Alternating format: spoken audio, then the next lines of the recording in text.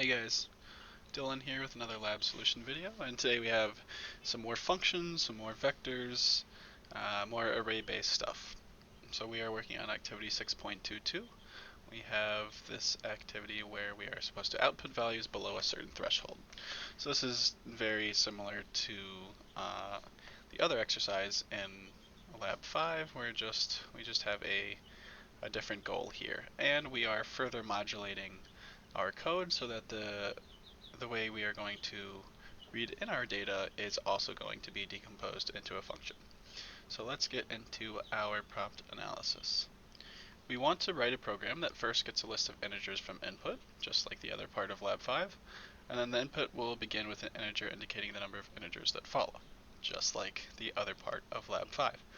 Then we're just going to get the last value from the input and output all integers less than or equal to that value. So for example, we have this 5 that indicates there are going to be 5 numbers in the list. So we have 50, 60, 140, 275. And then this is our special value for which we will only output values in the list which are less than or equal to that value. So 50 is less than or equal to 100, 60 is less than or equal to 100, so on. 75 is also less than or equal to 100, but 140 and 200 are not. So this would be our output. And this kind of just explains what I just said.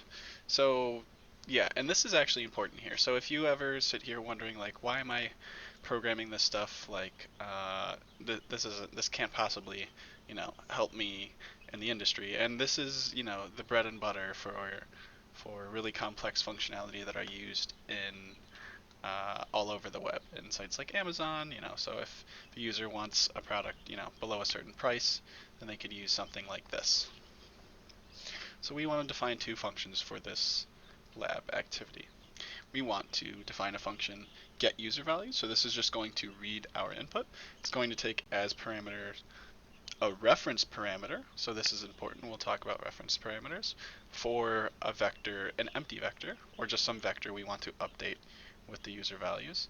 And we are also going to take in the number of values. So the the number of integers that we want to read through into our vector. And we also want to define this other function, ints less than or equal to threshold. So guys, a quick note here. So this is very descriptive, but we also want to balance our descriptiveness with our compactness. And here, the only reason that this is so overly descriptive is so that everybody in this class is absolutely sure what the purpose of this function is. I'm sure with some extra thinking we can find out a way to keep this descriptive but not so super long. But for now, this is the way we are told to specify it, so that's how we will do it. Just a quick little note there. And notice for both of these functions we have a void return type. So I kind of talked about this a little bit in the other activity, but void return type means that the function won't return any value. So there will be no return statements, otherwise you will probably find issues with the compiler. And what void functions do is they just execute the code and return back to where they were called afterwards. They do not bring back a value. Okay. So for our second function, we have this long identifier that we talked about, and as parameters we have a vector of user values, presumably already updated with the values in this function using this reference parameter here. And we have an upper threshold, so that is our number here, that we only want to print values equal to or less than. And then we have this new vector that we're going to store the values that exist under this upper threshold into, as you can see in the description here. Store in res values values of user values that are less than or equal to upper threshold. Cool. So let's get into this now. So as far as get user values is concerned, I will talk about the reference parameter, but as far as the actual code goes, you can reference the previous lab video for an explanation on that, just to save everybody some time. But yeah, the way that we should go about writing functions is we should always get our headers down first, right? So before we worry about putting the code in there, let's just get them in our editor. So we have this. I'm just going to declare it for now. I'll change it to a definition later. And then we also have our ints less than or equal to the upper threshold. And as you can see, this is very long. So what we can do to make this a little bit more legible is we can just have the parameters on the next line here.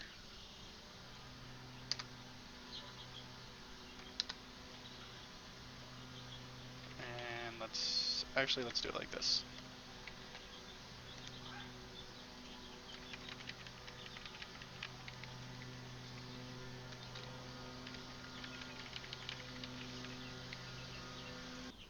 Sorry about the lawnmower in the background. So yeah, so since we have such a long identifier and so many long parameters, we're just going to go ahead and specify our parameters on the next lines here, so that way it's not stretching out into the abyss. So yeah, so let's talk about reference parameters. So both of these functions take a reference parameter, and C++ reference parameters are denoted with this little ampersand. And so what is this? This is saying is we are passing the variable itself to the function, right? So for example, like in main here, you can see that we have this this vector of integers called user values, and we are going to pass this variable to the function. So normally, what we're doing when we don't pass a reference parameter using this ampersand is we're passing by value. So when you pass by value, the computer is actually making a copy of the variable.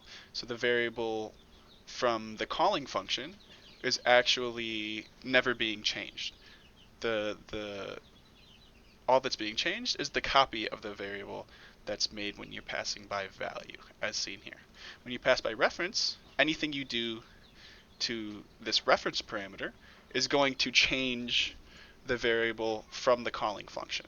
So if I push back a value into user values in this function, then this vector user values will have that integer pushed back into it as well. So just a little bit of a distinction there. Using reference parameters is good for big data, right? So if we're using something small, like a single integer, making a copy isn't going to cause us too much overhead. But if we have like a huge vector, like, I don't know, let's say like 1,000,000 data items, then making a copy is going to slow down our program, it's going to waste additional memory, and so passing by reference is going to be preferable there. Here, I think the only reason we're passing by reference is so he can learn about it and learn about this void return type and things like that. So yeah, like I said, the actual code for this function is the exact same as the code from the other lab activity. We are just going to want some temp value. I'm going to read that into our vector one at a time, looping through the total number of values using this pushback function from our vector library on our vector object. So when we're using classes, you can call a function on an object of that class. We'll talk about classes more later by using this dot operator. So you're saying, okay, the user values is a vector object, and we're using the pushback vector member function with the argument of value. So yeah, this is how we will read in our values. And so the actual focus of this lab, oops, that doesn't look good. The actual focus of this lab will be our ints less than or equal to threshold function, right? So let's talk about this one. So what we want to do is we just want to loop through we want to look through all of the data in our user values vector. If the integer is less than or equal to our upper threshold, then we will print out that integer. So this is kind of this is fairly straightforward, right? So we're looping over the size of our vector. So we are just going to use a for loop because we know the size of our vector. We're going to say, okay, so for some int I initialized to 0, I less than the size of user values. Again, it's not preferable to call a function in our looping headers because then it gets called for every single iteration. But for our purposes, it's okay as long as you keep in mind that there is a better way to do it. Okay, cool. And then we just want to increment by 1, right? So we have the standard loop going over the size of the vectors, and then what are we doing? So when do we want to add a value to our res values vector, we want to add it exactly when, or exactly if the value in user values is less than or equal to upper threshold. So that's what we will check. If user values at I is less than or equal to upper threshold, then we will push back that value into res values. Awesome. So that's kind of all there is to it for this one. And remember, these are void functions, so we're not going to be returning anything. The style is not good just because I'm copying and pasting, from another editor. But you guys know that you should be tabbing once every time you see a new set of braces. Okay, cool. So that is kind of that, right? Let me make sure I didn't miss anything. So we'll go ahead and submit it. Again, guys, you want to be testing before you submit stuff. So you should be using develop mode, testing some inputs out on it. Yeah, and so we get 10 out of 10. So yeah, actually this warning is good to take note of. So the way the size function works in the vector library is that it returns a special type of integer. So if we want it to be the most correct, we can use an unsigned integer I here. See, it's an unsigned int here, and we would want to do the same thing up here. Nope, up here.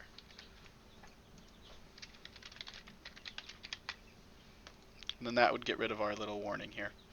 So then we would not be comparing integer expressions of different signedness.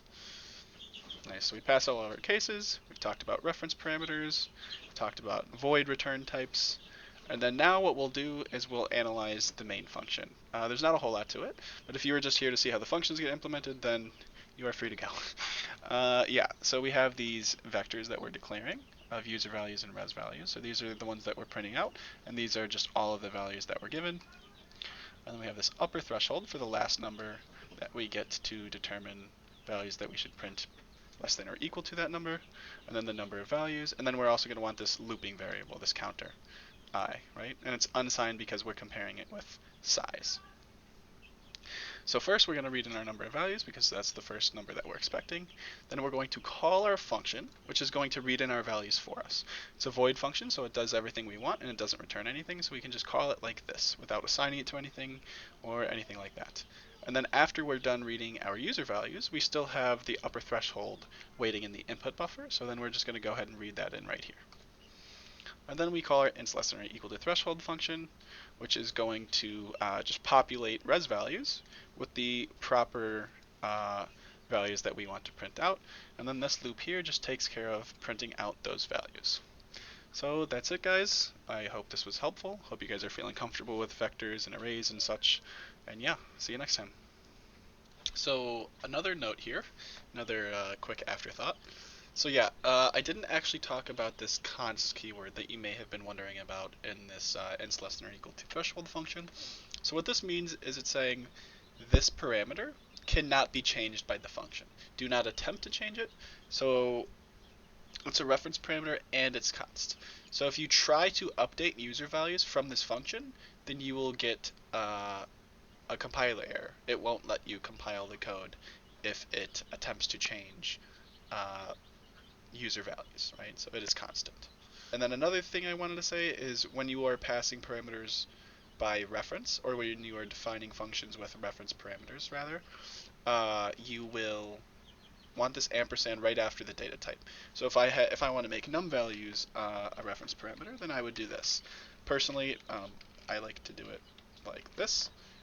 Where it's attached to the identifier itself, but does not appear to be the most common convention, so maybe don't take my advice there, just a thought. And also, I kind of decided I don't like how I did it here, so what we can do is kind of take this JavaScript-esque approach, and so we can have it all on the next line, and still have it be readable like this. I like this a little better, but you know, maybe not everybody agrees with me. And then if you want it to be even weirder, then you can just have it like that. Yeah, but this is a style choice. That's one way you can manage super long parameters. So yeah. That is the end of this little afterthought, and I will see you guys in the next one.